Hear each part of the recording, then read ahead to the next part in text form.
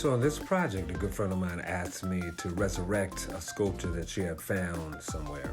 It was a sculpture based on Nat Turner holding a Bible. When it was brought to me, it was made from paper mache and chewed up by rats. It wasn't standing, so in this process, I show you how I came to resurrect or rebuild it. I didn't get the chance to take a picture of the before pictures or the video process of what I was doing, but I did take the still pics, and here they are.